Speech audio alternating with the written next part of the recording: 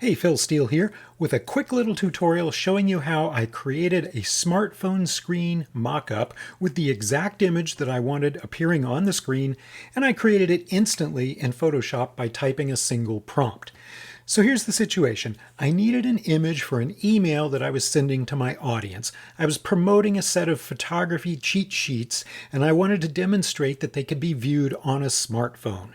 So I wanted to have a particular image of one of these actual single-page photography cheat sheets appearing on the screen of the smartphone that someone was holding in their hand. So that was my goal.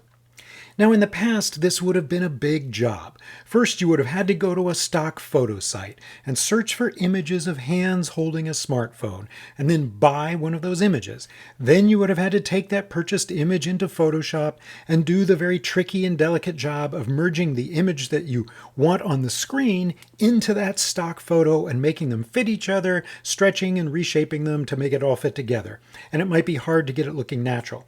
Instead, today we can do it all in one swoop with a single Photoshop prompt and just let Photoshop figure it all out.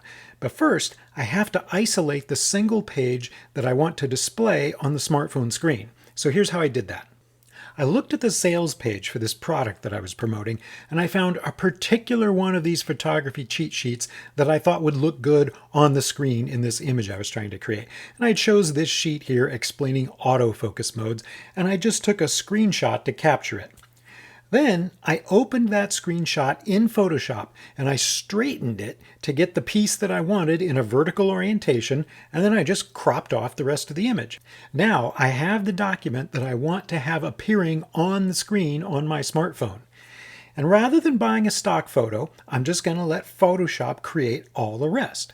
So the first thing I'm going to do is to expand the image canvas area to make a big enough space for my final image. And the way I'm going to do that is I'm going to select the crop tool and I'm going to just stretch the boundaries outward, which we can now do in Photoshop to expand an image and have the AI fill in the new area.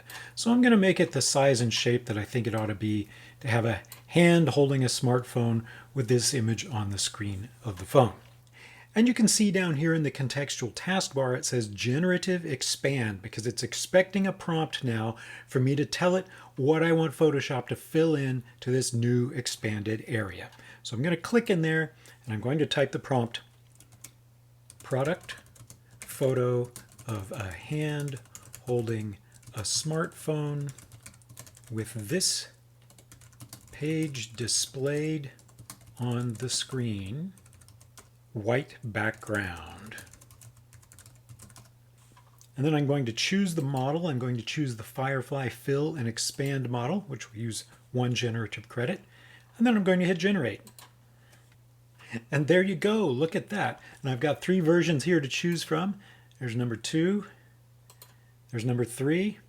Now it's got the exact image on the screen that I wanted because I started with that image as my starting point. And then I just let Photoshop create the rest.